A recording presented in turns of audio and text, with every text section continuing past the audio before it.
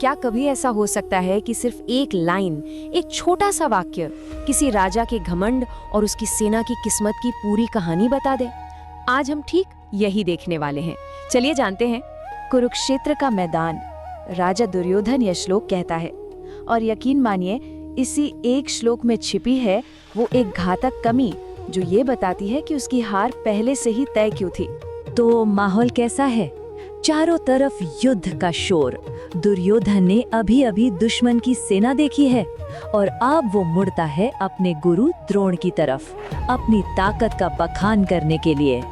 तो दुर्योधन जो ये कह रहा है वो असल में अपनी सेना की ताकत को बढ़ा चढ़ाकर बताने और सच कहें तो खुद को अपनी शक्ति का यकीन दिलाने की एक कोशिश है, एक तरह का आत्मविश्वास दिखाने का नाटक।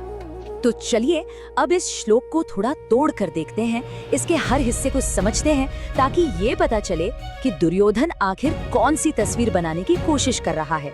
सबसे पहले वो कहता है अन्ये च बहवः शूरा, मतलब और भी बहुत से वीर हैं। यहाँ वो सिर्फ अपने बड़े बड़े सेनापतियों की बात नहीं कर रहा, नहीं, वो इशारा कर रहा है उन अनगिनत गुमनाम योद्धाओं की तरफ जो उसकी सेना में है।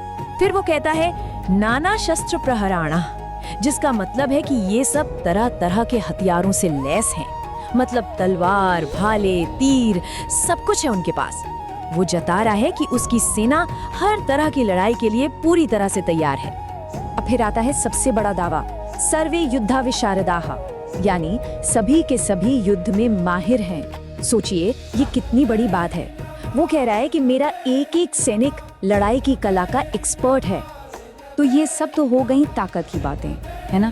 लेकिन अब आते हैं उस असली मुद्दे पर, उस मनोवैज्ञानिक चाबी पर जो इन सब बड़ी बड़ी बातों के पीछे छिपी है और जो सब कुछ खोलकर रख देगी। वो शब्द है मदर्थी। इसका मतलब क्या है? इसका मतलब है मेरे लिए। दुर्योधन कह रहा है ये सारे योद्धा, ये सब कुछ मेरे लिए लड़ने को तैयार है। और बस यही वो छोटा सा वाक्यांश है जो पूरी कहानी का रुख मोड़ देता है। देखिए ये एक शब्द कैसे सब कुछ खोलकर रख देता है। इसका सीधा मतलब है कि ये युद्ध किसी धर्म के लिए नहीं हो रहा, किसी राज्य की भलाई के लिए नहीं हो रहा, ये हो रहा है सिर्फ और सिर्फ एक इंसान के लिए, मेरे लिए। ये दुर्योधन के अहंकार को साफ साफ दिखाता है। उसकी नजर में सेना की वफादारी उसके घमंड के लिए एक समर्पण है। अब कहानी में एक और गहरा मोड़ आता है। श्लोक का अगला हिस्सा उन योद्धाओं के बारे में है जो अपना जीवन पहले ही त्याग चुके हैं। ये शब्द है त्यक्त जीविता। इसका मतलब है वो जिन्होंने अपनी जिंदगियां त्याग दी हैं। ये लड़ाई की दुनिया का एक बहुत ही गहरा कॉन्सेप्ट है। मतलब ऐसे योद्धा जो बिना किसी डर के लड़ते हैं, क्योंकि उन्होंने तो मन में मौत को पहले ही अपना लिया है। अब उनके पास खोने को कुछ भी नहीं है। और यही गीता में हमें दो तरह के बलिदान देखने को मिलते हैं। एक तरफ है दुर्योधन के योद्धा जो एक आदमी की जिद और महत्वाकांक्षा के लिए जान दे रहे हैं, और दूसरी तरफ याद कीजिए अर्जुन है जो अपने ही लोगों पर करुणा की वजह से सब कुछ छोड़ने को तैयार हो जाता है। एक तरफ अहंकार है तो दूसरी तरफ करुणा। दोनों में जमीन आसमान का फर्क है। तो बात साफ है, मिलिट्री के हिसाब से देखें तो ये बलिदान बहुत बड़ा लग सकता है, लेकिन नैतिकता के तराजू पे ये एकदम खोखला है। क्यों?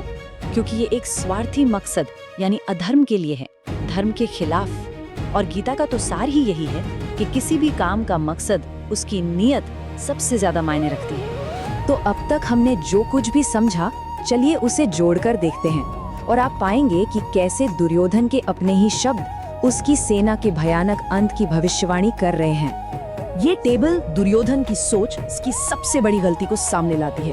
उसे लगता है कि उसकी सेना की ताकत किसी सही मकसद में नहीं बल्कि उसके अहंकार के प्रति निजी वफादारी में है, और यही उसकी सबसे बड़ी भूल थी। तो आखिर में ये श्लोक एक बहुत ही गहरी विडंबना बन जाता है। जिन ताकतों पर दुर्योधन इतना इतरा रहा है, असल में वही उसकी हार का बीज बो रही हैं। उसका ये घमंड भरा दावा अनजाने में ही उसकी अपनी सेना के लिए एक विनाशकारी भविष्यवाणी बन जाता है, क्योंकि जब बुनियाद ही अहंकार पर टिकी हो तो अहंकार के ढहते ही सब कुछ ढह जाता है। और आखिर में हम एक सवाल के साथ इस चर्चा को समाप्त करते हैं। एक नेता और एक मालिक में आखिर क्या फर्क होता है? ये एक ऐसा सवाल है जो इस प्राचीन कहानी को आज के दौर के नेतृत्व, कर्तव्य और मकसद जैसे बड़े सवालों से जोड़ता है। इस पर सोचिएगा जरूर। अगर आपको ये वीडियो पसंद आया तो सब्सक्राइब करें। धन्यवाद।